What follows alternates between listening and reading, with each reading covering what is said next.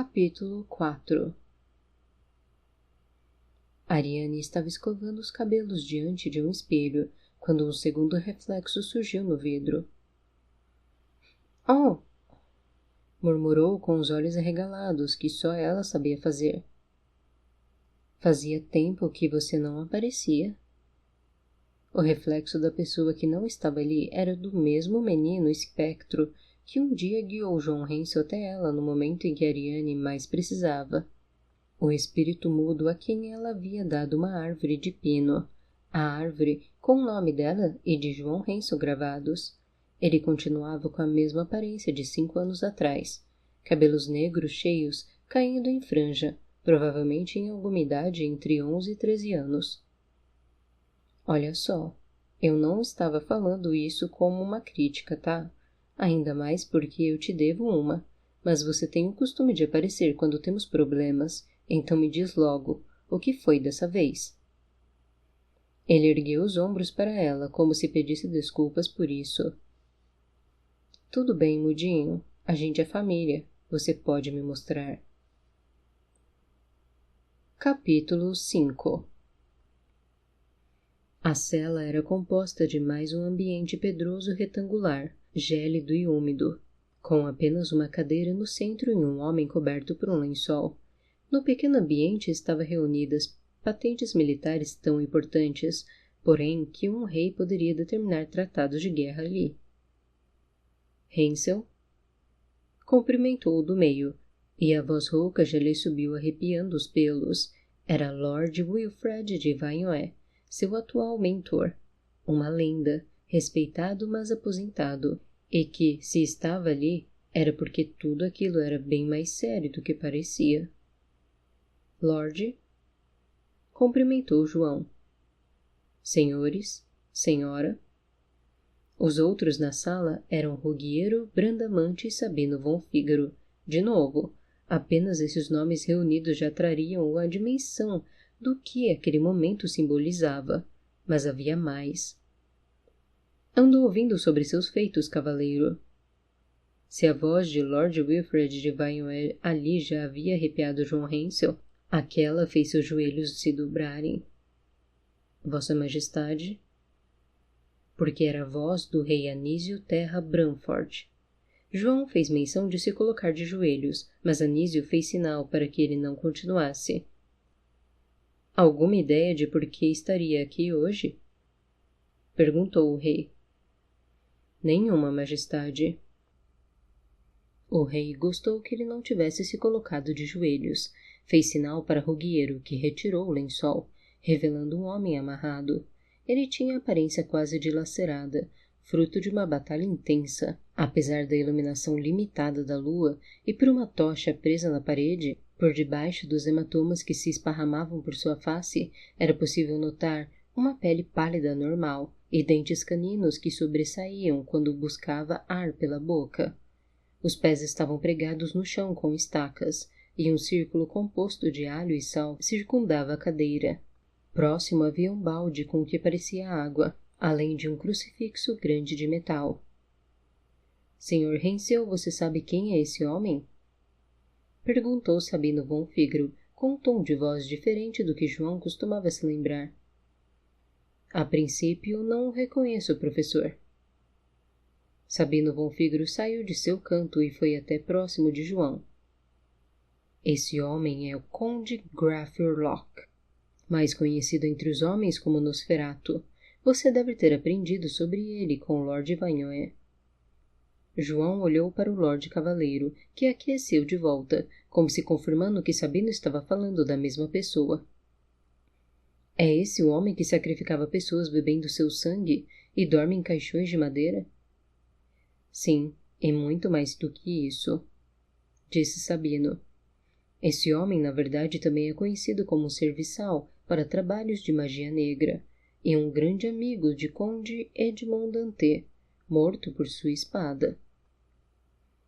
João apertou os lábios e os olhos, inspirando fundo e dando início a uma transformação. Os punhos se fecharam, segurando um ímpeto. Professor, está querendo me dizer que... Ele está querendo te dizer que foi com a ajuda desse homem que o conde Dante condenou a alma de seu pai a Aramis. Revelou Lord Vanoé. João rosnou, o corpo tremeu, o olhar antes apertado se expandiu em fúria. A posição corporal denunciou o ódio que iria se tornar ataque. Até que... Não. Ordenou a voz do rei, e o comando manteve João estático, mas não em paz. Você não veio aqui para matar esse homem. Não agora. João ouvia a voz do rei, mas o olhar se focava em mais um conde que ele queria matar. Então por que eu estou aqui? Porque parece que um Hensel não se cansa de cruzar seus caminhos com um Branford. Disse o rei, mais como um lamento do que como uma constatação. A questão, Sr. Hensel, é que eu, sacerdotisa Madame Viotti, e sua irmã descobrimos o caminho para encontrar o novo Cristo, o verdadeiro dessa vez. Afirmou Sabino. Aquela informação era tão poderosa que foi capaz de desviar o olhar de João Hensel para Sabino von Fígaro. E após algumas horas de tortura com estacas, crucifixos e baldes de água purificada, nós extraímos os nomes das duas bruxas que iriam encontrar Babau no dia em que Maria Hensel atacou num caldeirão, o dia para o que você seria sacrificado. As pernas de João ainda tremiam, mas não de medo, apenas de tensão e adrenalina. Comandantes Ruggiero e Brandamante fizeram um rastreamento. Uma delas parece não estar mais em Andraine, mas a outra sim, localizada em um fundo de pântano, em uma casa repleta de círculos de proteção, círculos capazes de assustar até mesmo caçadores de bruxas. Pensei que caçadores de bruxas assustassem bruxas.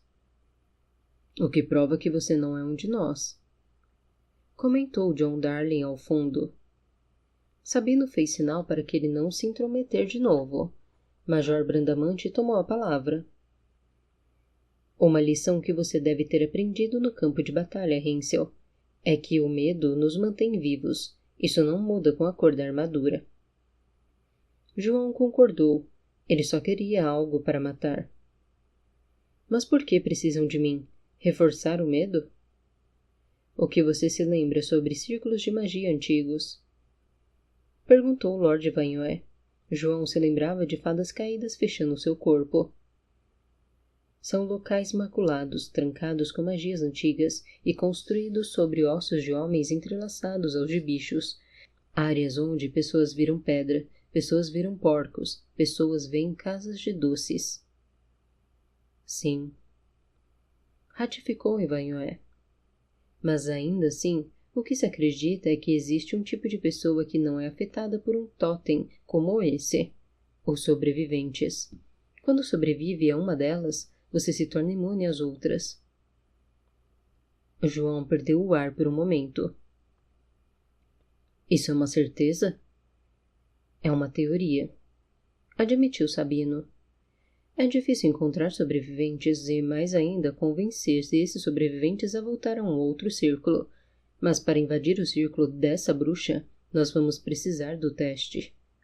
Novamente, tudo aquilo lhe trouxe a memória de Ariane Narim. Ariane que um dia estivera ali. Ariane que sempre esteve com ele, onde quer que ele fosse. E tipo, você quer realmente passar a ter um laço eterno comigo? Ariane que queria estar com ele para sempre. E se a teoria estiver errada? Perguntou João. Você vai morrer. Admitiu Lord Vanoé. João continuava a sentir culpa por pesar aquela balança e perceber que qualquer decisão lhe parecia uma traição. Antes que chegasse a uma palavra final, o rei Anísio Branford concluiu. Mas se a teoria estiver certa, e você sobreviver mais uma vez, eu vou fazer de você oficialmente um caçador de bruxas.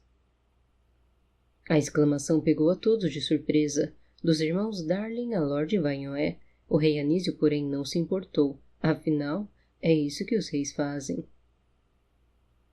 Então, João Hensel, o quanto você quer o que veio até aqui buscar?